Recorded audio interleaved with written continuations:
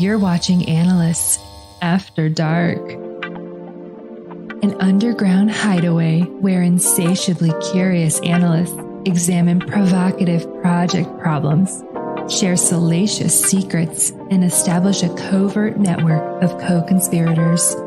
Step into the dark with your hosts, AJ Hawley and Steve Jones.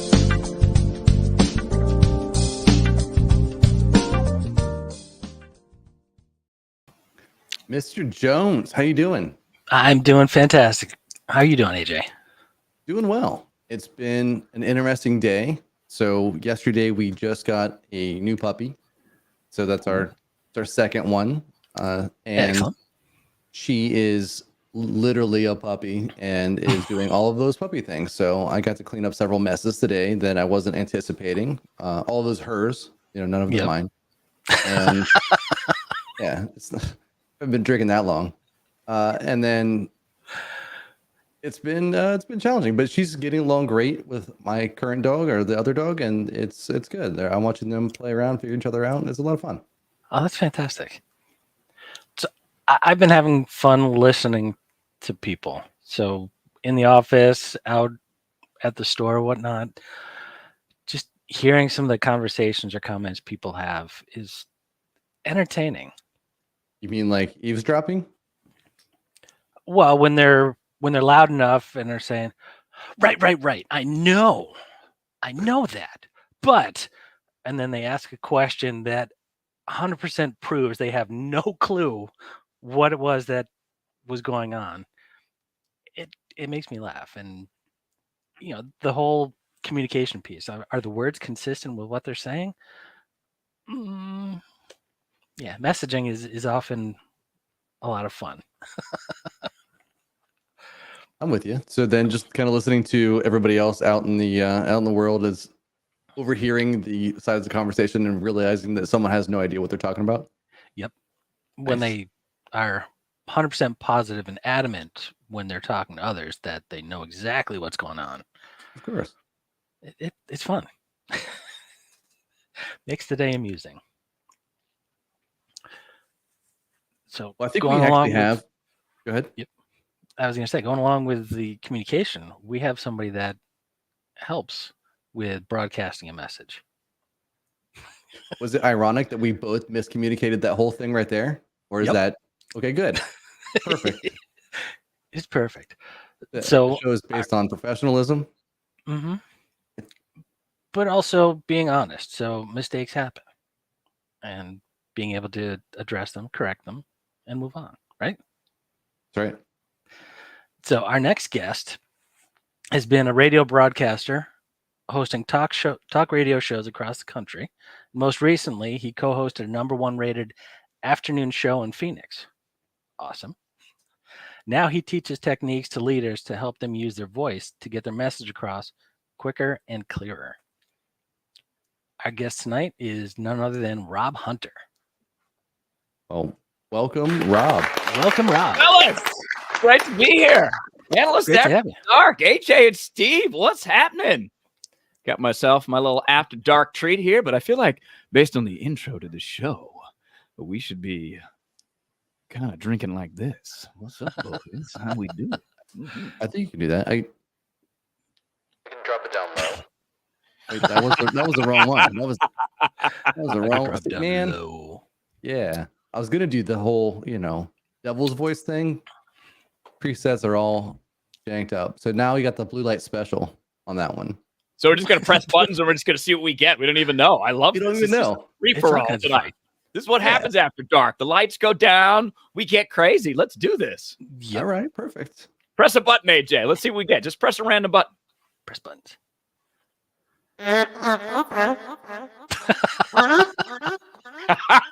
Yeah, that's a female robot, I guess. I don't know.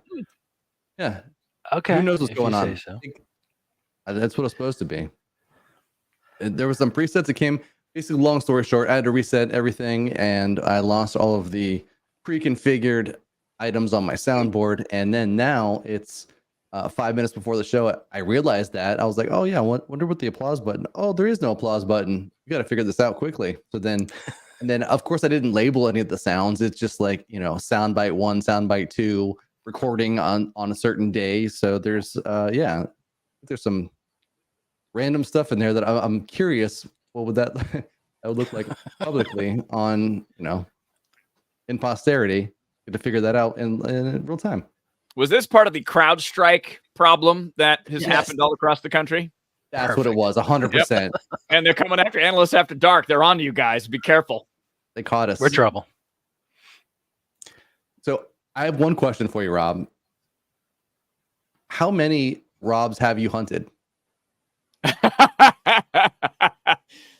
Just three. Just three. Okay. Mm-hmm. All right. Yeah, I like to space out my hunting of Robs.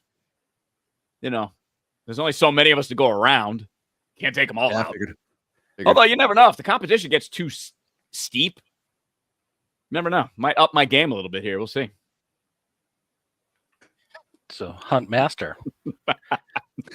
Still learning. Still learning. Mm-hmm. So we could go back to favorite college drink. Was it Jägermeister? Oh, you want to know my favorite college drink? I'm just going to embarrass myself right now. Why not? Do you guys know the Midori Sour? Yes. That was my college drink. That was my gateway into drinking a bright green Japanese liqueur mixed with sour mix. And it was like drinking Ecto Cooler, but it got you buzzed. So wait, hold on. It was sour mix and Midori? Yeah. Oh, yeah. So what color Midori was Sour. it? That At the end, it was bright still green. Yeah, it's the Ecto Cooler green. Because I know it is, but then sour mix is kind of yellow itself, right? So No, it just looks like the Incredible Hulk when he goes and he's like all radiated. Yep. That's what you're drinking. You're like, yes. very nice. So I have fun with holiday parties when I will alternate between the red and the green drinks. Very jolly of you. Midori Sour, slow. So that there, Amy, my wife, that's when we met. And she's still actually with me, despite the fact that I drank Midori Sours. Excellent. Yep. That's how you lock them in. I mean, I don't know if you guys know. That's I didn't. Really dating 101. Show up with a Midori Sour. Women are just like, this guy. Wow. Yeah. We started with Rumplemints. Man, you went right to the deep end. Woo! What about you, AJ? What'd you start with? I think it was just beer, but I think when I go back and I've ruined my palate for any sort of Jägermeister at this point, where if I even smell it, it's over. So as far as cookies go, they're all gone. Jaeger's a tough one. It's a tough one because just about everybody who's had Jaeger's had a bad experience, and it's hard to go back after those bad experiences. I went to a Kiss concert in Cincinnati, and I remember this kid's face. I think I have a video of it somewhere on an old phone or something. But he fills up a solo cup almost to the top, and it was a Jaeger bomb, right? And then pours a splash of the Red Bull.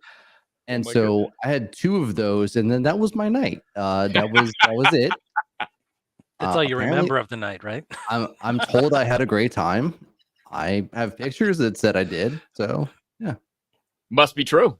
If there's photographic proof of you having fun, deny it. Yeah, fun was had. Fun was had. So our first question for guests is, what's your favorite after dark activity? Is my wife still watching? So if I'm not including that, what is my favorite after dark activity? So many options. All right, I'll give you one. I love 90s hip hop music. So if I had a perfect night when the sun was setting here in Phoenix, Arizona, where my wife and I live, if I got to go to a 90s hip hop night, get my boogie on, that would be it. Wonder if you saw that coming. I bet you didn't see that coming. Well, when you describe your boogie, I'm interested in. That's what I'm thinking. That's what I mean. It looks like all of us, right? The white guy dance. Too? Yeah, I got the white guy. I do the white guy. What's up? I'm glad I'm not slow down with you guys' intro music. It's more like, hey. Mm-hmm. I mean, I can kick that back on if you need to. I'd have to slow it down though. Like, oh yeah, here we come. Did you guys ever watch The State? I have a few years on you. The State, when I was in high school, was a sketch comedy show on MTV. No. And they had a bit, and it was two guys, and it was the most ridiculous thing. It was called $240 worth of pudding. And they would put like these slow jams on and be like, $240 worth of pudding. Oh, yeah. Oh, yeah. And that was it. That was the whole. That was it. That was the whole bit. It was $240 worth of pudding, and they would dance, and they would do these dance moves, and they would put their butt in the pudding. And they would say, oh, yeah. That's a good night out right there. I'm just saying. That's my favorite after dark activity. Pudding, 90s hip-hop music, maybe a martini. Let's do this. Maybe a Midori Sour. I don't know. Yeah. That would go with the 90s. Absolutely. Mm-hmm. What are some of the best answers you guys have received on favorite after dark activities? There's a lot of sleeping going on. A lot of people are, I think that they're just afraid to answer the question. Mm-hmm. So kind of like you, I think you said you pleaded the fifth when you first started. And then I was just curious, like a fifth of what, right? Is it a fifth of vodka, a fifth of whiskey? What kind of pleading of the fifth are you doing? No pleading of the handle? It's changed over the years. Oh, okay. Yeah, it used to be the fifth of Midori. Okay, that's right. Yep. Then we got into, I had a beer phase, so it'd be the fifth of beer. Then I had a bourbon phase, which I still love bourbon. Problem is I have to cap out at 1, maybe 2, because, the whiskey thing happens. Not that thing. The other part of drinking whiskey, sometimes you get a little excited, maybe a little angry. So whiskey is a one and done. So now it's martinis. That's where I'm at in my mid 40s. Actually, closing in on upper 40s, but it's part of the deal. Youngin. You're a youngin. Tomorrow morning I might not be, but we'll see. That's the way it goes. Thursdays are always a rough day at Analysts After Dark. Oh yeah. Mm-hmm. It's true. It happens. All right, so you've been doing the radio broadcasting thing for a little while. What got you into journalism, and how did you figure out like radio broadcasting is where I wanted to be? Going back to that 90s hip hop music. So when I was a kid, I started loving hip hop music. And, it was the late 80s, early 90s. So this is hip hop's heyday. Sure. But I found this college radio station in Boston, where I grew up, right near Steve, Emerson College's radio station. I said, I have to go host that hip hop radio show. So that was that first inkling that this was what I was going to do. And then after graduating, doing the hip hop radio show, not a lot of radio stations play the hip hop that I like. So I ended up getting a job at a talk station by accident. My cousin knew a guy that was running the station. They needed a guy to work on Saturday nights, which is what every college graduate wants to do. 22 years old, you move to a new city. I'm in Gainesville, Florida, University of Florida, but I'm not hanging out with the UF kids. I'm going to work from 7 p.m. to 1 a.m. on Saturday nights. Ooh, that's my break into the business. And as I started listening to the talk radio, I thought, this is the creative space in commercial radio. Because if you were a music DJ, unless you're a morning show host, you're basically, that was the latest from Prince, now the latest from Michael Jackson here on WROB. And you move on. Well, it didn't seem like that was a lot of fun. So I stuck with talk and really got involved in everybody's favorite topic right now, politics. Yeah. I think that's one of the areas we all feel real good in America right now, don't we? We just love our politics.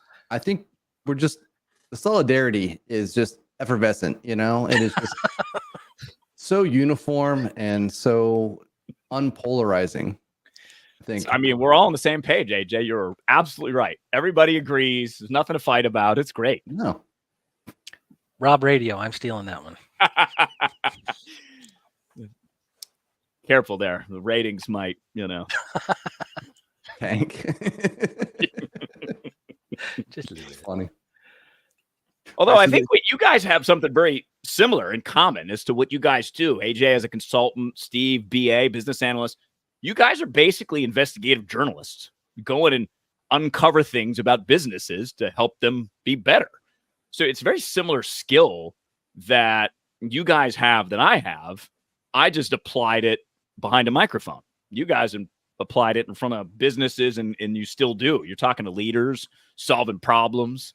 I was hoping to solve, worldwide problems with a microphone. It doesn't really work trying to solve world problems behind this microphone, but you guys have real impact. I'd say you have impact too. Unless you're Beck. If you're Beck and you have 2 turntables, then it's all you need.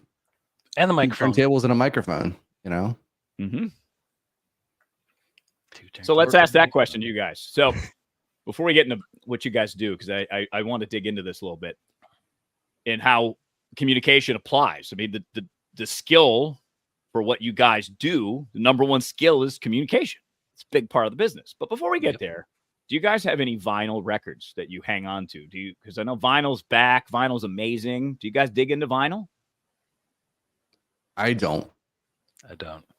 I have all my CDs still from college. Do you? BMG Music Group, Columbia House. Yeah, I have 600 plus CDs still. Really? All in their Case Logic cases and the original jewel case with all the covers. Yeah. I treated them well. Yeah. You better bring Boston. When I come to Boston, I want to see these. All right. Sorry, AJ. No, you're good. I think it's one of those things. I couldn't ever get into vinyl just because of the crackling and all of that. And it, to me, I wouldn't say I'm an audiophile necessarily, but there's a lot of audio quality that I'm concerned about when I'm listening to something, and that takes me out of it. When I really want to hear I want to hear the punch of the bass drum or the snare drum or whatever. I want to hear all those things and the highs and lows simultaneously. So, and I feel like vinyl, and that's one of those political conversations that, like, well, it's not a lossless. So you're a snob format. So, yeah, sure. Own it. Yeah. But I don't have them because I kept breaking them. My parents didn't let me near them because I found a way to play around with them, and okay, I broke it. Damn it. Well, Rob, you live in Arizona too. Like vinyl there, you basically can't have vinyl at all. Anything, right? I mean, it will melt if you leave it outside. Yeah, it'll definitely melt. Like you can't have it in your car at all. No. Yep. Go to the record store, put the AC on full blast, come on home as fast as possible, because you'll end up in Steve Jones territory. You might break that vinyl. Yeah. Yep. You just have soup at the end. What happened to the audio quality on this record? Oh, it's man. melted. The worst. The distortion is kind of fun though. When it's a little melted, just a little bit, so it's wavy. We're onto something there. It's a new music style. Yeah. But you were going somewhere with your question around, having vinyl and records still, right? Well, I just wanted to see about that. So now let's talk about how you guys use communication, and you do this every single day. And this is why I love talking about communication, because that's that human bond. That's that thing that we all do, that we all have in common, that really brings us together to help solve problems or make a business more efficient or get that process running the right way. So as you guys in your everyday gigs, what are you communicating about? How do you impact people? What's your best strategies? Flip the table on you guys. I bet you didn't. I know. This is weird, but normally we're the ones interviewing the guests. It's happening. This is Rob presents Analysts After Dark. Special guest host. Yeah. So I think it all changes all the time, but to be honest, I think the biggest thing that we talk about is change and change management in a indirect way. We're not the ones that are facilitating the change management, but we're the ones basically asking those questions to say, what are those things that are going to change? What are the things that we need to focus on for process improvement, for efficiency gain, for any sort of systematic change, etc.? What are the things that we're trying to accomplish together, and then get everybody agreeing on what those highest priority items are. Steve, is it like politics when you try to get everybody on the same page and it's challenging to do so because if you have an age gap, the language that young people use, is a lot different than the language that I use as an old person. No cap, man. No cap. See, I didn't know what I mean. Bet. I just got bet. I just know that one. And that's going to be one of those things that, like, if we go back at the end of the year and do a recap of like the most embarrassing moments, I think that's one of the ones right there. Bet. Yeah. The fact that I uttered no cap for real. You got street cred now, AJ. You're good. Oh man, I got the Riz. I'm too old for all that. I have no idea. Like it's terrible. It's terrible the lingo, and then it changes so quickly. And the thing that I don't know, I feel like I said cool for 35 years, right? And cool still works a little bit, but now it changes so quickly that it's just absolutely I have no idea what anyone's talking about at any point in time. Sweet. Yeah, I feel 100 at best. And then you're like, hey, I found this meme. And then someone's like, seriously, Dad, you found that meme? And I'm like, oh man, come on. I have heard that one. Found a meme. Just one. That's hard to find. Kids find them all day. I don't know where to find them. Kids know where to find them. You make them. AJ knows where to find them. You make them. Yes, he does. But that's the whole thing. Like, you're right. Communication does change over, I would say, generations for sure. But you talk to someone that's exiting their career, they're in the boomer generation, and you got Gen Z coming in, and they are all excited about something different. And having those two groups in a room is challenging sometimes because the boomer person, they don't want to learn a whole new system, and the Gen Z person goes, why are we doing it this silly, archaic way? And then trying to get them both to agree on the one solution you're trying to offer is, like you put it, politics. Politics is easy compared to some of the agreements I've had to try to get between different business groups. And another few different factors, I work with a lot of engineers, a lot of finance people, and software development. They do not have the same language. Factor in also a lot of cultural diversity, and the language and communication is a challenge. The different words can have a lot of different meanings, and what makes sense to someone born in the US is not the same understanding as someone that's moved here from Singapore or China or Japan. We've got several from Ukraine and Russia. We've got people from all over.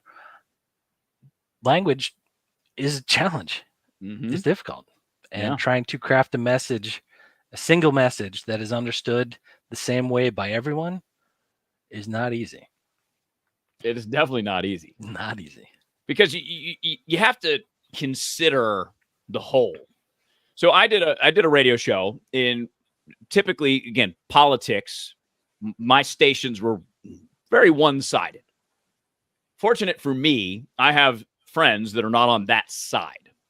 So what I would do, and this is, I think that is it, right? So for someone that might be from Japan, or someone, AJ, that might be younger, it's taking that time beforehand, before you're coming up with that solution. So for me, my solution would be my position that I would take on the air. It's the same position that you're going to take in your analysis and your consulting. And I would say, okay, if one of my younger, different politically oriented friends were listening to me right now, would they understand what I'm saying? Would I appreciate their perspective that I can bring into this, that I can introduce this other audience that doesn't have a lot of awareness of what, say, a 28-year-old black man from Phoenix grew up is, and my target audience is a 62-year-old white guy? How can I mend those together? So what I would do is I would take my knowledge and I would bring it over to, say, my friend James, 28 years old, and I would just ask him a bunch of questions, just see what he answers. Because you guys do a ton of listening.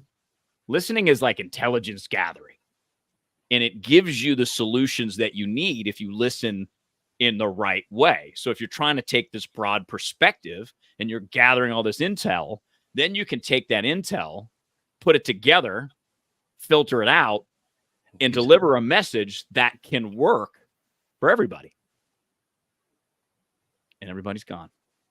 Just like I was trying to help you out, and then I just did it at the tail end of your I felt so amazing alone. point that you were making. Highlighting the message. Alone. Guys, you just left me alone. If you want to reverse that and do it again, we'll just put you full screen the whole time. That's what it should have been. Guys, we need to up the handsome on the game. We need all three faces here. This is what we're doing. That's why you are full screen. No, Steve, we need you to grow a beard. I just need you to grow a little bit. I can't. I mean, I couldn't until I was like 28. And then after that, it was just like, but it's only like here down. It doesn't go any higher, you know? I don't Let's get to shave. That's good. That's a good thing. So shaving here. It's, AJ, what you have by noon is what I get after a month and a half. So, Rob, I think you're right. When you listen, you are collecting information from everybody. When I'm listening to individuals, I listen to what they're saying, but also kind of play into, I think this is what they're feeling, and here's the feeling behind what they're saying. So if you look at maybe somebody that is in an older generation or they are exiting their career, they're not trying to come in and change everything, learn entire new systems. And so they may be feeling, I'm afraid of this change because it's going to make what I know obsolete. So therefore, I'm going to hold on to where I'm at because I'm a very important person in this position. And you hear that. So then what I think you're saying is position yourself so that way when you say, hey, by the way, your role is going to be just as important in this new phase because we have to have you here for this transition. We need to have you for here. So I see your role extending, at least another 3 years for this. If that's playing into what they're looking at, perfect. You're not sunsetting them. That's super smart. Steve, what's up? What are you going to? I had exactly that situation when I started at my company. I came in as a consultant and I was supposed to streamline a couple of processes.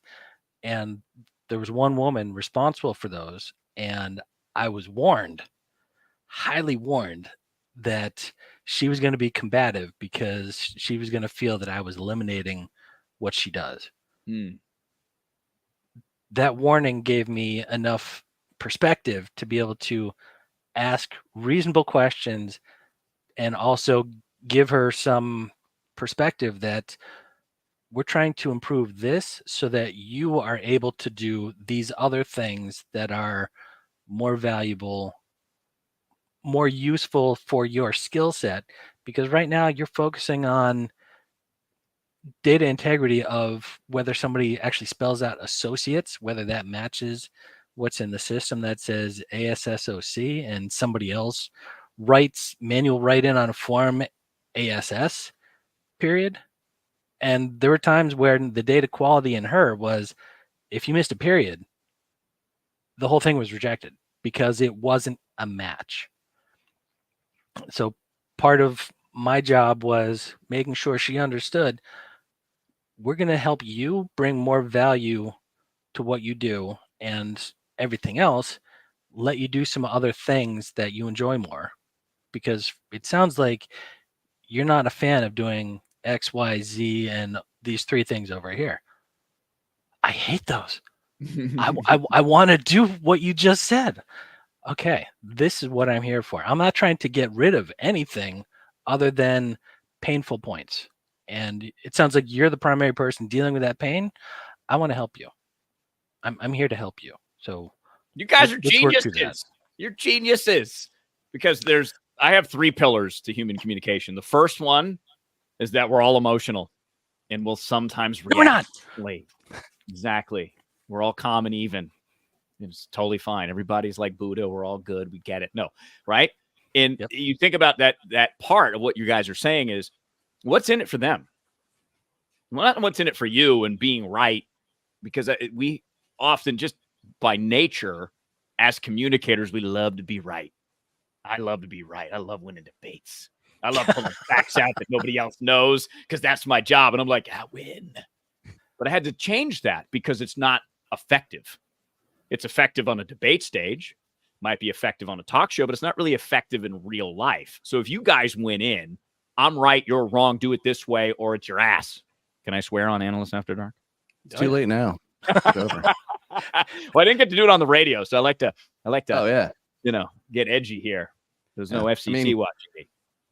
As far as YouTube is concerned, this is set up as a show not for kids. So yeah, we're good. There you go. We're good. So go back to that, Steve and AJ, right? It's putting that framework of, I know that this human is emotional because I'm emotional. We're all emotional. So how do I influence them knowing that there's going to be emotions? There's going to be resistance to change. Yep. And it is finding those ways and saying, what's in it for me? And I tried that same approach on my talk shows.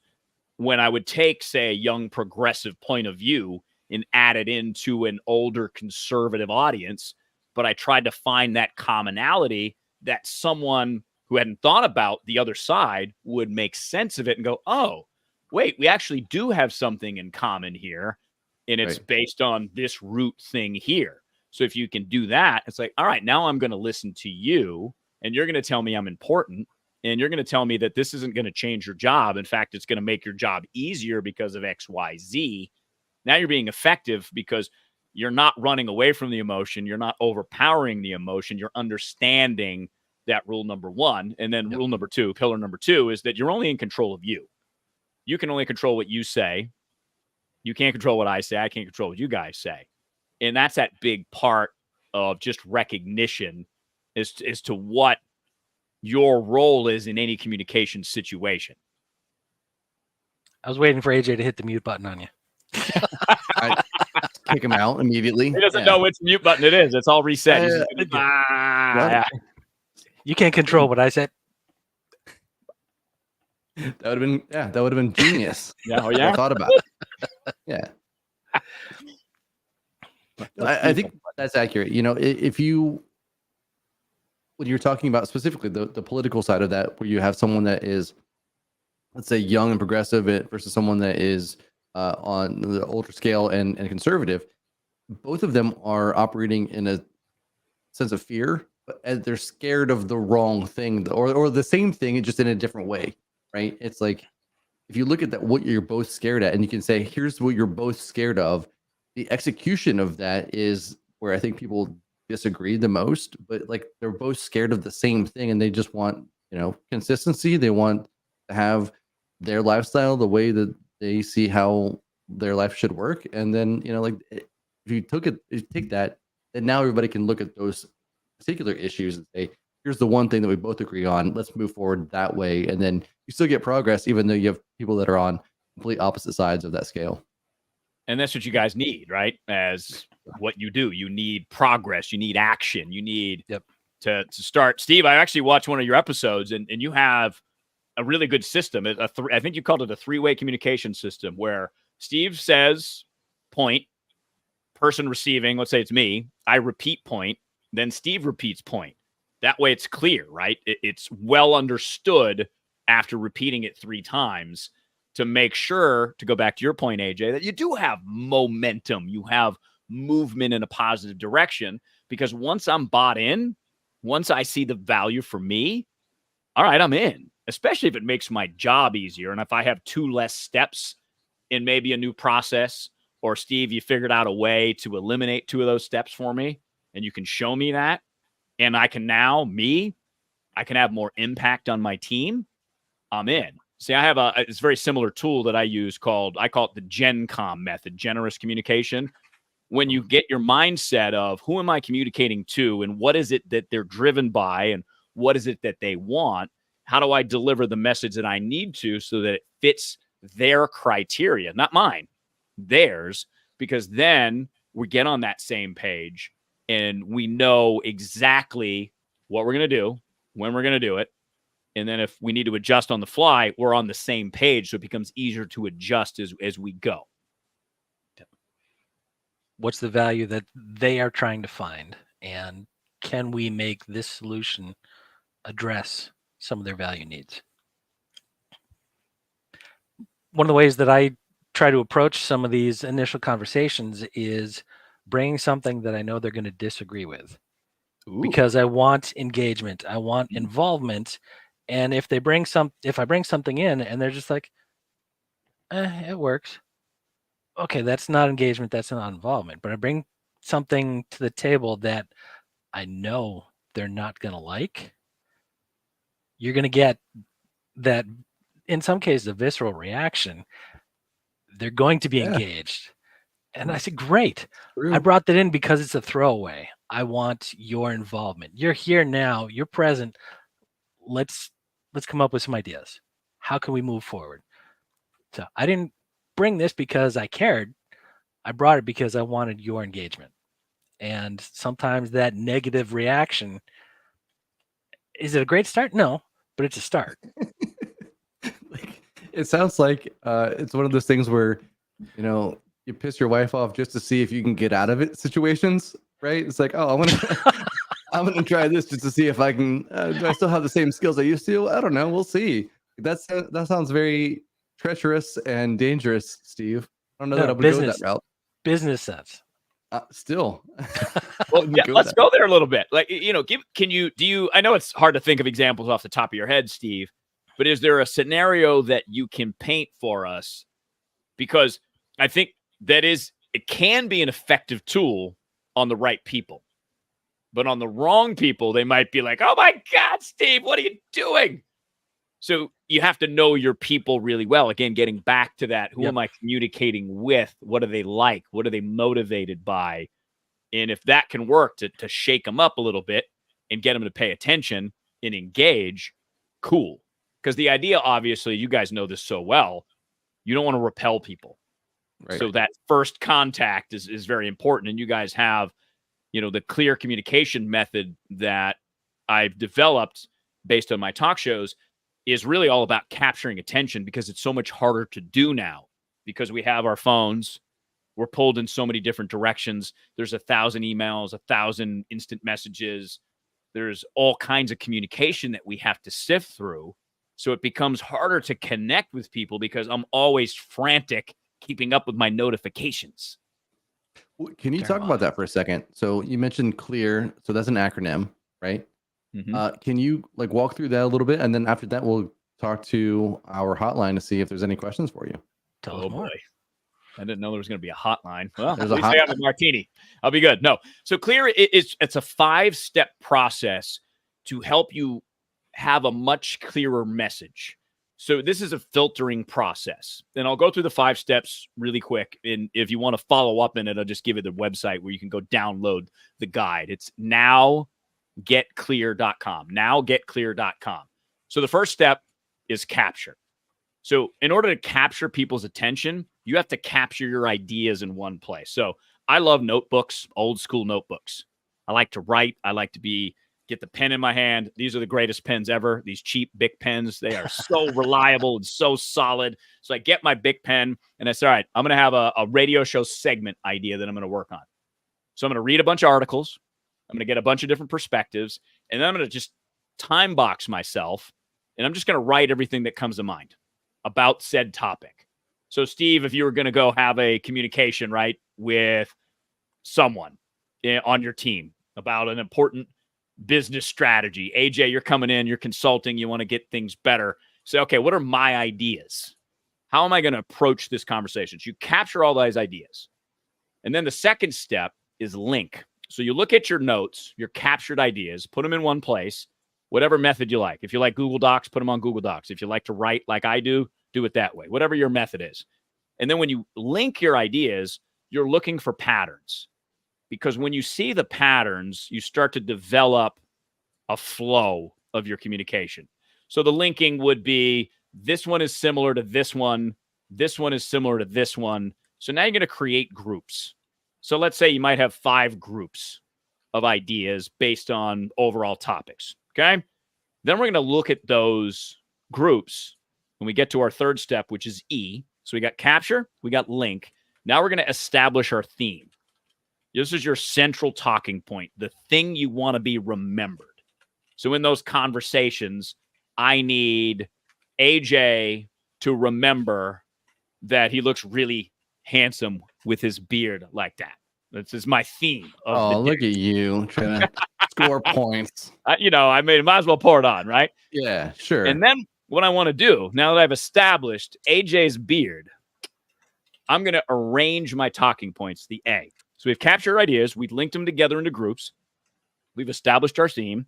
So now we're going to go back to those groups and we're going to say, okay, so AJ's very nicely crafted beard.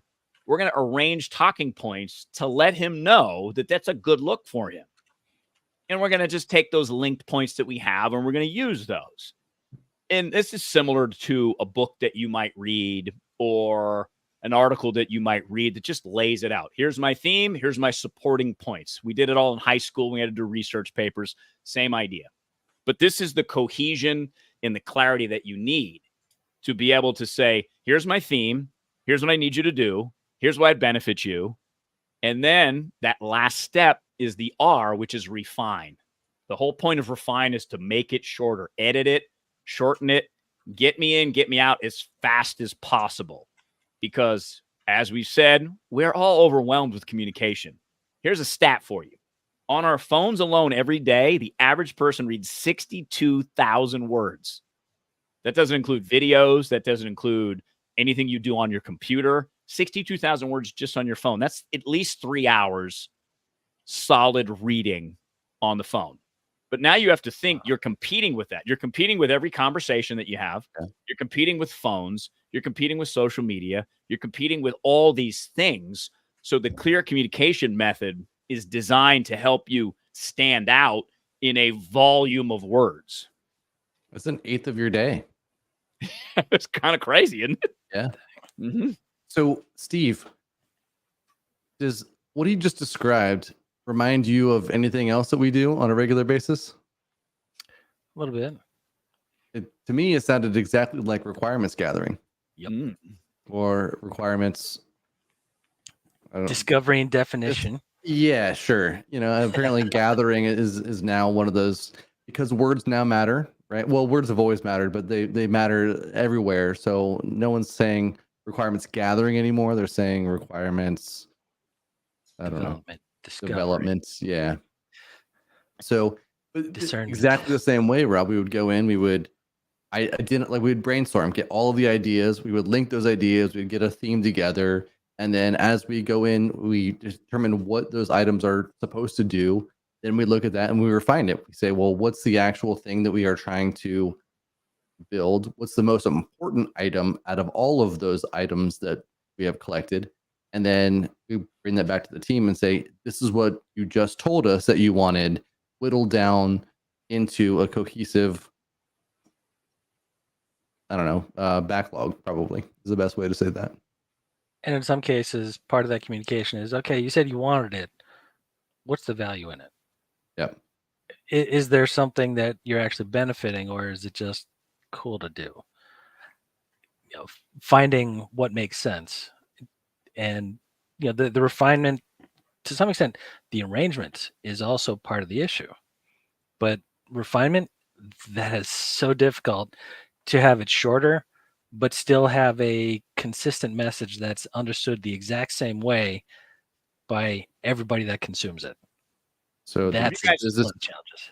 Have you seen Ocean's 11, the movie? Yes. The modern one with Brad Pitt and... I was going to say, which one? Yeah. I tried to watch the old one with Frank Sinatra. It was boring. I mean, it was like 1960s. The movie pacing was a little bit different back then. But there's a scene when Brad Pitt's talking to Matt Damon. And Matt Damon has to chip in. He's got to go talk to Andy Garcia, the casino owner. And he says, I can't remember exactly. He goes, don't use 11 words when 7 will do, or don't use 7 words when 4 will do. That's that same premise of refining, is make it as easy for me, who you're delivering the message to, as possible. I don't need extra words. I don't need extra adjectives, because I get all that in context most of the time, especially if you're trying to influence my action. So that refinement and the arrangement are very important steps, the A and the R, because how you lay out your case is how I'm going to buy in. So you have to make sure you're arranging supporting points to your theme which touch on those benefits, which get me to go, yeah, all right, AJ's right. I do need to do this. Yeah, Steve, you're absolutely right. I need to take action on this because you've refined your point so that I just go, yeah, I get it. And if I don't, I have a follow-up question. You answer the question, boom, we're off and running.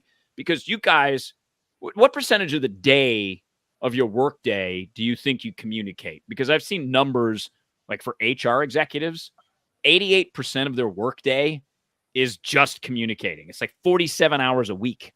Yeah. I To was be going to honest, say 85. I work remotely, and my day is a little bit different just because I end up doing a lot of functional work on top of that. But so it ebbs and flows. I'm probably not as, I say, communicative as Steve. But even your written reports, right? You guys have to document a lot of things. Sure. So that written communication is incredibly important too. And that clear process, the same process that you guys have essentially, is super important because, again, if I have like my email inbox right now, I'm going to look at my phone real quick because I'm just going to tell you that I hate email. Me too. And I have 23,707 unread emails. Yes. So if you email me, I'm probably not going to see it. Well, I know that. Found that out. Exactly. It just gets lost in the mix. Yeah. Text is my preferred method. Like, oh yeah, okay, cool. Because Steve, I'm glad you texted me like, hey, we've scheduled you for what's today? The 7th. I was like, okay, good, because I probably wouldn't have seen the email. I maybe would have seen it on the 6th. I'd be like, oh crap, are we doing this tomorrow? Yeah. That happened. But here we are. Live and direct. Thank But you, Amy. But see, that's that part too of, look, Amy's the greatest human being ever. So it's absolutely great to have her in my corner for sure. But that's that other part too of like who you're communicating to, not just what is their method of delivery that they prefer. Yep. So that way they see the message. And that's hard because there's 58 ways to communicate now.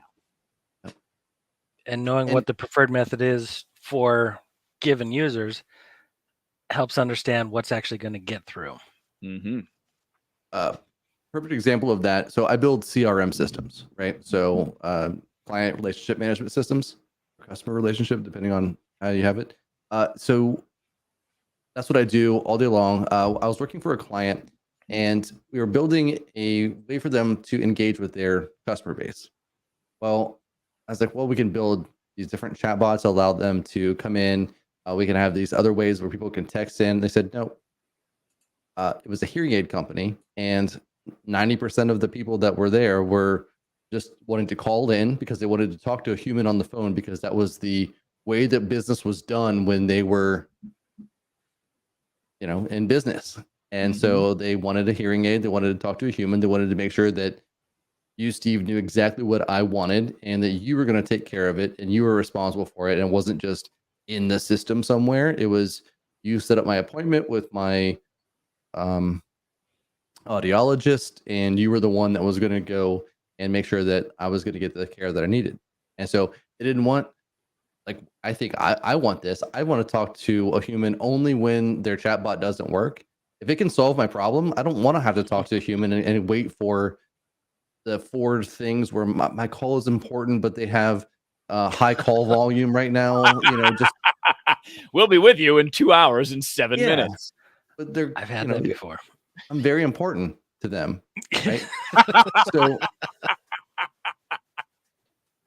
I don't want to have that. I want to be able to solve that via chat. And if they can solve it via chat, well, I don't have to worry about the back and forth. Fantastic.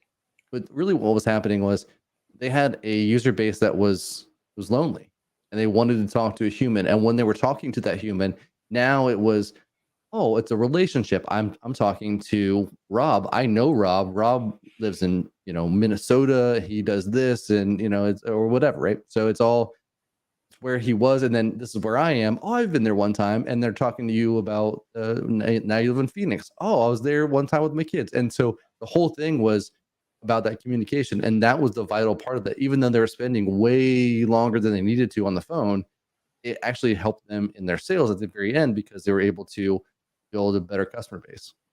create a more connection. Yeah, engagement. absolutely. Yeah. And that's a big part of what's challenging now. Because AJ, you mentioned I love chatbots too, because I want to get in and out as fast as possible. Yep. So that's the clear communication method, is designed to get your point across quicker and clearer. So not only it's understood, so that I'm giving you a high five, Steve Jones and AJ Hawley, because you didn't take 20 minutes to explain it. You took 2. And I'm like, oh my God, I feel so less stressed because I have 19 other things that I need to do. And you're talking to me and, oh my God, I keep thinking about those other things and I'm not really paying attention to you because you're long-winded. And we all naturally, not all of us, but the extroverts like me and you guys to a point, right? We're naturally verbose.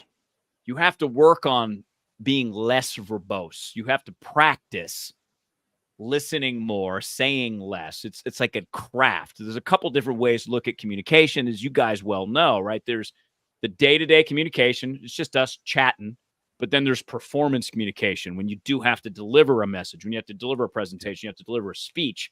You use the day-to-day training to get better at the big moments. That's where the practice comes in. I mean, look at athletes. I love like Kobe Bryant versus Allen Iverson. I don't know if you guys are NBA fans, but Kobe won 5 championships. Allen Iverson, Hey, I got nothing. he didn't like to practice. Kobe loved to practice. Kobe practiced more than everybody. That's why he has championships. Allen Iverson didn't like practice. Didn't end up with a ring. He got to the finals, but that's it. So if you practice your communication, because communication really is a craft, and you guys are crafting your communications all the time. And what does that mean? It means if you're a woodworker, you want it to be just right. So you're constantly sanding it, shaping it. Same thing with our communication. The more you practice, the better you get at the day-to-day, the better you get at the presentations and the big moments. I agree. My grandmother had a boss that put it very succinctly. He was a really interesting man and on like a cattle farm, but like worked in downtown in an office environment. So like he was just in, and he had properties. Like he was invested in a whole bunch of different things, a bunch of different jobs. But he said, "Don't use a quarter word, but a nickel word will do." And that was all about. And I didn't understand that as a kid. Like, what do you mean a quarter word? And it was about print in the newspaper, because they charged you per word. And so they have a word that was a quarter and a nickel word. Yeah. And so I was like, that's a genius way to describe just simplicity. And again, I'll bring up politics just for a second, and I'll talk about Trump just for a second. He's super effective because he doesn't use quarter words. His message is very clear. You know exactly where he stands most of the time. I'm not saying mirror that, but there are certain things that you can learn from that technique to not. One of my favorite words is obfuscate. But what percentage of people know what that word means? The first 97 times I heard it, I didn't know what it meant. I finally looked it up, and I'm like, oh, it's a fancy word for confusion. So I'm like, okay, but obfuscate is a great word. How many words have a B and an F next to each other? This is a great word. But if nobody understands it, you're not landing what you need to land. Right. And that might be a 50-cent word. I don't know. I think you win at Scrabble if you put it down. Just automatic. Game's over. You can figure out how to do that. You need to figure out how to do the compound word in order to make that happen. Yeah, you have to get the double word score. Triple word score. You're fine. Yeah. You get that in the corner there, on the top corner with it. That is. Love it. Well, that takes us to our next segment. So I thank you very much. I think that actually clears up some things for me. But nice. Yeah, this guy. Okay, who's the new radio show host pulling together things like that? Little wordplay for everybody. Hell yeah. But I think it does. It does describe what we do a lot often in the business analysis space. We're taking things that we have from meetings to meetings to meetings for perhaps months. And at the end result, our deliverable has to be something that somebody can look at instinctively and say, not only from a development side, but an analysis side, from a project management side, whatever. Here's exactly what this functionality is, what it does, and what I'm expected to get out of that. So I think that's absolutely 100% poignant. Thanks, boys. Well, And you guys know this because you guys are really good at what you do, right? Just talking to you guys and being around you guys. You care. You're passionate. You want the job to get done. And you understand that communication is really like a blood flow for businesses. It's important that it flows, that it's not blocked, right? Because we know we have health problems when our blood flow is blocked. It's the same in business. It's got to flow as freely and as quickly as possible to move business along. To the right areas. To the right areas. Yes. Because if you're cut and you're free flowing, that's a problem. That's true. We don't want it to bleed out, Steve. We don't want it to bleed out. Don't want that. Or if it's pooling up in a certain area, you don't want that either, right? Because then that's an aneurysm. Yeah. Both are bad. That's Both bad. are bad. All right. Next segment is the hotline. Oh. Let's eavesdrop on the BA hotline and see what provocative project problems are awaiting us. Is your project in hot water? Operators are standing by. Ooh, that's hot.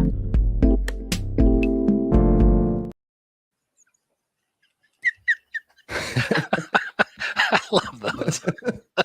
So good. That is so good. Yeah. I didn't pay my wife enough for that.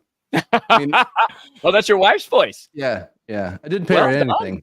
Yeah. But that's one of the perks of being married. Yeah, I think so. Yeah. I don't know.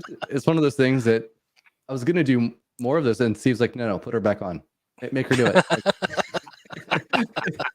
I had gone through and done some of the dubs, and he's like, no. We need her. Go back. Those work.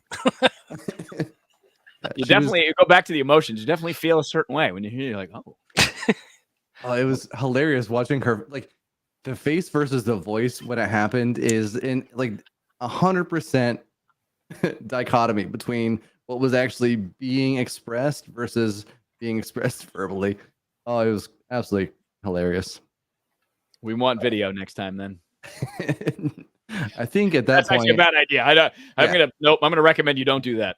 Just correct. No one wants to behind the scenes of her. We're gonna communicate well with our spouses and not do things. Right. You don't want the behind the scenes of her just giving me a death glare the entire time. Like, and now it's Analysts After Dark with only Steve Jones because we don't know what happened to AJ.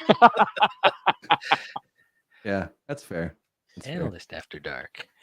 All right, so this is your chance as the audience to ask questions. So it looks like there's a long question here, and I think it's in a couple different segments. So, question about 3 communication channels. So 1 meeting, 2 messaging, email, and text, and then 3 structured documentation. Rob, do you have a stance on a suggested approach for us, and then to minimize over communication versus under communication? That is a great question. Look at each individual channel and what its purpose is and stick to that purpose. So, for example, text is not for long form communication. Don't send me a novel on text. Keep it quick, keep it simple, get to the point. Use the C.L.E.A.R communication method. Get with Steve, get with AJ, use their method to make sure it's super short, super easy to understand. So, the meetings always have to have a purpose too. Because we've all been in meetings. We're like, oh my God, I don't want to be in this meeting. Why are you still talking? So if you come into a meeting and you have an agenda and you say, we're going to do these 4 things in this meeting, and we get those 4 things done and we stay on task, and your job, if you're the meeting facilitator, is to stay on task, you got to understand and you got to learn how to deal with distractions and how to pull things back in. And you guys doing a podcast, it's actually great training for that. Because obviously having me on, I'm all over the place. You guys are pulling me back in. That's what you want to do in a meeting. You want to take control and you want to stay control. And you want to say, hey, that's fantastic, but we're having a meeting on that next week. So we'll discuss that next week. Back to this topic. Really? Amy? Really? That was out there for like 30 minutes, and I've just been waiting for the right moment to hit play on that.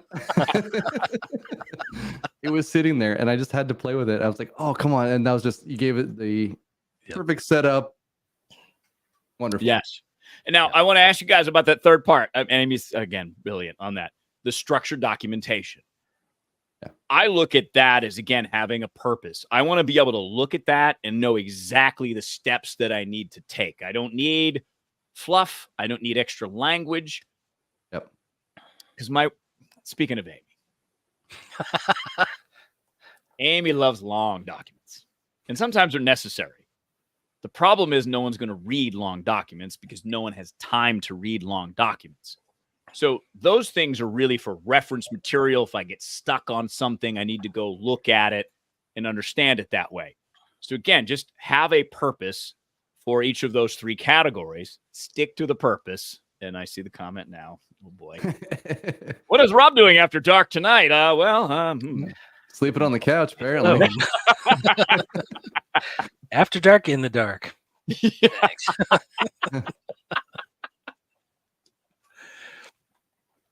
But you're right.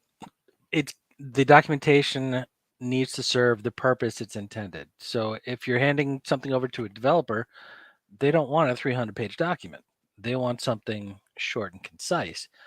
If you're working with a stakeholder, they don't want 7 pages of notes from a meeting. They want it distilled down. They want a list of, here's some high-level things, here's the action items. If you need more detail, come to me, but you're not going to get word for word. I don't care. You're not getting that from me. I'm just not going to do it. So, good man, Steve. Good man. I'm going to take the other position on that, just being in consulting for a while. And this actually happened when I was on a project years ago. I turned in a document, and it was a technical design document. So it was a way for us to describe all the technical things that we were building for a specific user or a client. And as we were going in, I turned it in, and my project director said, yeah, it doesn't have the WUMP factor. I'm like, the what? He goes, the WUMP factor. I'm like, what is the WUMP factor? And he goes, when you put it on their desk, it makes a WUMP sound. And I was like, oh my God, that's a thing? And he goes, yeah, we needed to have more in that, because the more that you actually generated for that, the more value executives saw in what you delivered, even if it was, 72 pages of, as you put it, fluff, but it's also in there as, here's the go-to that I could have for that, right? And I was very sad about that situation myself, but I've changed my approach on that, where I'll actually build a backlog of requirements, and then I'll use automation to take that and then kick that out into a document, where that now you have basically your backlog into a document. I didn't have to create anything else besides just the requirements that are there. If they ever want that to change, then I can just run that automation again. It'll give that, and then that they have the whole list of items in priority order with all the details that they need. And that just makes sure that I'm doing my requirements right, but also they get the value that they need out of that. No, I love that, AJ, especially because you've automated that. So that saves you time and it saves them time. I'd be curious to see if anybody actually has gone in and gone through the document and what percentage that is. Because again, oftentimes in theory, we love things, but that doesn't mean we use them. Like, I have a whole bookshelf of books right here. I don't look at all the books. I haven't read all the books. They're there. They look cool. And one day I'm going to get to that book, but I'm never going to get to that book. I got Alex Haley's Roots. You know how long that book is? I really want to read that book, but it's like this thick. Am I ever really going to read that book? Is that the abridged version? Yes. Yeah, I should. I just need to watch the movie with LeVar Burton and just call it a day, like I did in 8th grade. But, that's that part is, oftentimes we think we want the thing that we want because that's the way that's always been done. And if you're meeting it, especially as a consultant, AJ, that's your kind of your gig, right? You want to keep your clients, you do your thing, so you give them what they want. But is that what they really want, or is that what they need? And right. It's trying to take that to that next step to say, all right, before I charge you more money to do this as a consultant, is there a different way to do it? And maybe there isn't. And maybe no, I just need to have this. And maybe the point of documentation is essentially a reference guide, like an encyclopedia. It's there if and when you need it. And if that's the case, here's all the knowledge you have. Here's your book. It makes the sound. And you can just go in it whenever you want and look at it that way. That at least has a purpose. And you're sticking to that purpose. And that's cool. And it just gets back to that. What is the actual purpose of what I'm setting down here? Is it to look good, sound good? Or does it say, no, it's a reference guide so that if I need to go in section 4B27, like I'm reading the law code, I can do that and I can figure out those steps. Yeah. Value is in the eye of the beholder. So if it's an executive, they want the whoomp. If it's a developer, they want 2 paragraphs and a picture, and that's it. And that's the best part about, doing it like I was saying, the automation way, because I'm not doing the work to put the document together. I put in paragraphs around, approach or the project description, things like that are all part of what we're building anyway. But that executive, I can give them that without having to generate all this work to get, it's going to be 97 more billable hours to create this document that's going to come out in 3 weeks. It's like, well, now you have the feature. Here's the story that you can go in and take a look at, and now it doesn't matter who the audience is. There's an element there for anybody. But when you got the whoomp, you got a bunch of quarter words in there. That's true. Very true. They want those quarter words. Executives, though, sometimes love some quarter words. We have our fancy educations, our fancy degrees. Sometimes we want to use our quarter words. It's just part of the deal of being a high-level executive. Don't obfuscate the truth. True. Well, actually, and that takes me to our next segment, which is the BA confessions, and I've got one on here as well. Ooh. So we'll be able to share that.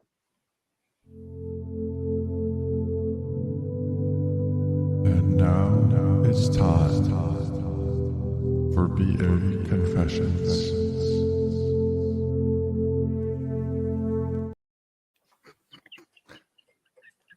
I can't help it. So good. Yeah. So one of the ones that I had at a client use a lot was the word bifurcate. Mm-hmm. And it's like, oh yeah, we'll just bifurcate this and we'll bifurcate that. And I'm like, what the hell does bifurcate mean? And I had to look it up, and I was like, oh, it just means to split. and I'm like, you could have said split. Like half the room was in there going, what? And then you're like, yeah, you could have just Split used in half. Yeah, that's true. And I was just like, bifurcate? I mean, that's one of those Wordle words that you would use. It's not even a normal everyday conversation. Like, tell me you listen to NPR and read the Wall Street Journal. I'm like, yeah, I get it. I was going to say, tell me you went to and got your MBA. Yeah. Yes. Well, and that's something as a radio show, so I had to learn because, I had these quarter words and I thought it made me sound smart. But when your audience doesn't understand what you're saying, they ain't coming back. Right. So for you guys, right, that's that same thing. It's building and maintaining trust through communication is so important. And it's a practice. It's a craft that you always have to be working on, because at some point that trust is going to take over and you're going to get each other as long as you keep working at it. And then, maybe this person does like quarter words and I can use quarter words with this person, but maybe Rob doesn't like quarter words. So I'm not going to say ubiquitous. I'm not going to say bifurcate, obfuscate. Yeah. I'm just going to keep it simple because Rob's kind of dumb, You're going to congregate around the nickel words. Yeah, see? But building trust through communication takes effort. It takes intentionality. It's not an accidental thing that happens. Your C.L.E.A.R method needs effort, needs practice. You're not going to get to the point of trust, to clear communication, without practice, without actually intentionally trying to do it. It doesn't happen by accident very often. So let me give you a little practice, a tool. I like to remix questions instead of, hey, how you doing? What's the best part of your day? because you're going to get a much different answer. How you doing? You're going to get good. I'm doing fine. Great. Whoop-de-doo. What's the best part of your day? You never know what you're going to get. Just a slight change. But Steve, to practice, number one, you'll practice asking a different question, and then you get to practice listening too. And for you guys, right, and what you do in gathering information, again, that journalism part of what you do and what I did is first to gather, capture, first part of C.L.E.A.R. Those questions that you ask at the grocery store, when you call your plumber, when the plumber comes over, and you get that different answer, it gives you confidence and opportunity to do that in different places. So if you really want to find out what someone's motivation is, you've practiced. So then now you know a great way to ask a personal question in an inviting way that gives you the information you need to go solve problems. Yeah, I think if I was talking to my plumber, the best part of his day is going to be going home and taking a shower. I think I don't know that, but I'm pretty positive that's the case, right?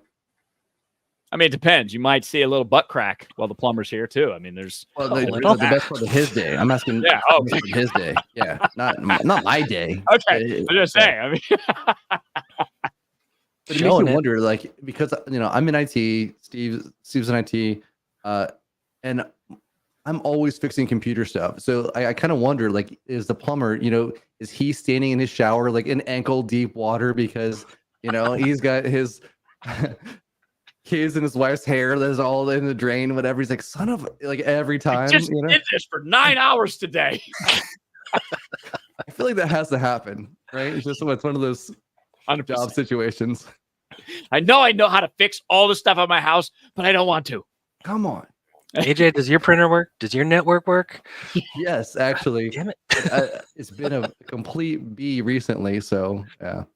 But isn't that another challenge outside of communication? Is technology just seems to be, I'm like, I don't get it anymore. I'm 46 years old, and now I'm an old guy. I'm like, whatever. I give up because it's too fast. I don't know how to fix anything. I don't know how to network anything. But, when I was in my 20s, I knew the basics. I knew how to start a printer, install a printer, basic things. Now I'm like, Amy, help. I don't know how to do stuff. Come I think on. at our house, if I did that, I was like, hey, the printer's not working. It wouldn't work ever. That's it. That printer is just, it's going to collect dust. You're going to Office Space that, take it out into the desert and smash it with a bat.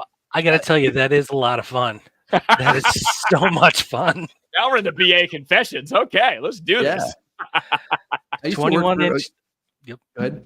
Go. I want to hear it. The 21-inch old school CRT monitors. Trying to break the glass on those. Yes. It's really thick, and it takes a really strong swing. It is so satisfying when it finally breaks. Do you know how to actually do it though? If you, instead of throwing it on, on the glass or try to use a bat to like break the glass itself, if you throw it on its back end, it's vacuumed in there, right? So then if you, it would squish and then it would pop up, and then that's the way, and it gets like a loud pop too. So it's very satisfying that way. If you ever decide that that's something you wanted to do.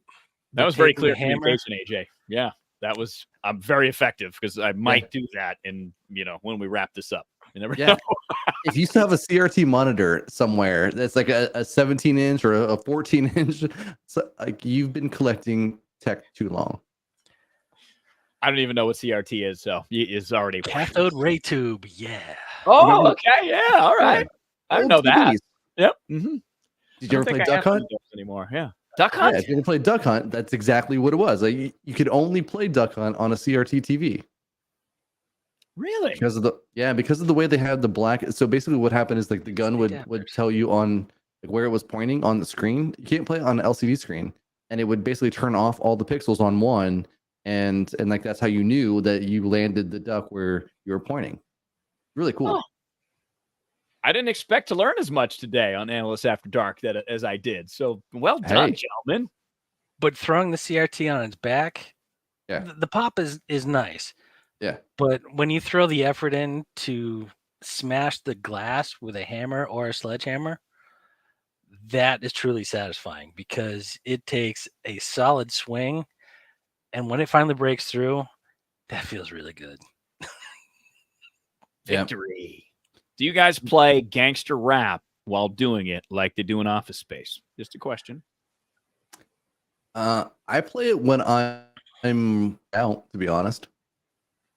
There's a channel on Spotify called Gold School that I'll play, and it's like gold. It's a golden rap, and from late 80s, 90s. You get up to like Eminem, I think, like late 90s, and then that's kind of where it ends. But maybe some 50 Cent, I think, just because he was 2001, ish. So yeah, it's fantastic. But you get all the old school Run DMC, all of it. So that's what I listen to. Or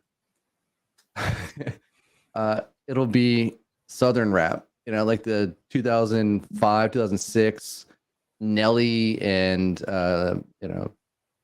3-6 Mafia. Yes, yes, like that is fantastic. I think it's called oh shit, I lost it. That's right. See, for me, heavy metal. It's crunk rap. It's crunk rap. Crunk, yeah. Crunk. Heavy metal, Steve. Like what? What are we talking? Like Megadeth, Metallica? We going Guar? We going crazy? Guar's a little crazy, but they're loud. They're loud. Five Finger Death Punch is really satisfying when you're swinging an axe to chop down a tree or swinging a hammer to break a CRT. Yeah, that the energy of the music is more than the beat of the gangster rap. So I took the energy and really flowed with it. This is Leslie's point on YouTube. Always knew you had inner rage, Steve. Yeah. It's all about channeling it the right way. That's what's going on. Take your 5-finger, smash your CRT, tube TV, and do your thing. Yes, it is. They have rage rooms, and I haven't done one officially, but I've done it unofficially. It on is your a own. lot of fun. Yes. So yeah, thank you, Leslie, for that one. Actually, speaking of confessions, and then we'll wrap up. I actually made that joke recently on a client meeting, and they were talking about putting their IT people in the basement, and I'm like, yeah, just throw lotion down there in a basket, right? And someone's like, it was quiet. And then I was like, oh, yeah, that didn't really track as well. So that was very unclear communication in what I was delivering. And then you're going to deliver a pop culture reference, right? You got to know. Yeah. I don't think I have the cricket soundbite like I usually do. That's exactly what would happen. It was just, wait, hold on. Yeah, there we go. It happened. So it was 100% crickets at that point. And then someone goes, I think he just made a joke about, Hannibal Lecter. That's what that joke was. And then you could hear rattles where people were like, oh, okay, yeah. Like the head nod, and it was bad. But yeah, so thank you, Leslie, for bringing that up. I appreciate it. And I told her that. And confidence. Yeah. So well done. That was clear. Done. All right. So all friends here at Analysts After Dark, Yeah, whatever. Yep. And so thank you, Rob. This has been fantastic. If anyone has additional confessions that they would like to add, you can go to analystsafterdark.com, submit your own confession, and we'll be sure to read it off on air, because why not? Why not? That's clear. Yeah.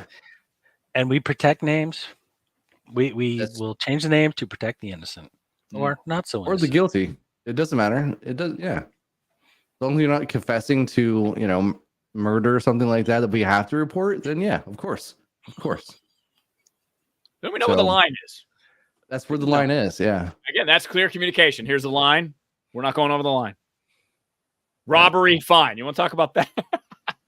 As long as it's past the statute of limitations for robbery, I think that's okay. There's other ones that never have that, so please don't share those. Yeah. A great communication technique. Tell me a story. I'll remember it more effectively than I will your line of business jargon. So if you're going to tell me a story about robbing a joint, I'm going to listen. And then if you can somehow weave that into Business requirements? Oh my God. Yeah, I'm in all day. Steal the show. Robbing a joint or the whole quarter pound. And on that note, thank you, everybody. Steve, AJ, thank you. My cheeks hurt. Smiling and laughing too much. This was a lot of fun. Thank you. Appreciate you being on. Thanks for sharing your communication techniques. Question for you: where can people find you if they wanted to find out more about you and what you do, and how to get in touch? All the social channels. The easiest would be LinkedIn. Just to, go to this episode. I'm tagged in it, so find me there. Rob Hunter. Yeah, I'm Rob Hunter. It's like an old radio tag. I'm Rob Hunter. So that's why we do that. And if you want the clear methodology and you want to break down those 5 steps and you want to take your next important communication to that clear level, just go to nowgetclear.com. It's free, obviously. Hey, look at that right there. Nowgetclear.com, baby. It'll help you out. Perfect. And where else can people see you coming up? Where? Well, that feels like a trap question. Where can people see? No, not a trap. I don't know. I don't know what to answer. What do I say? Are you going to be in Boston? I will be in Boston, but I don't know the dates. When are we going to be there? Mid-October. Mid-October. Yes. 21 to 24, I think. Yeah, see? Yeah. It's on my calendar somewhere. Yeah. I will see one of 2 of you there, is what it looks like. Ooh. Yep. So on that note, we are wrapping up for the evening. Thank you very much, Rob. Have a great evening, everybody. And this is Analysts After Dark. Remember, we're telling you to remember to stay curious and stay positive. Stay positive. Thank you.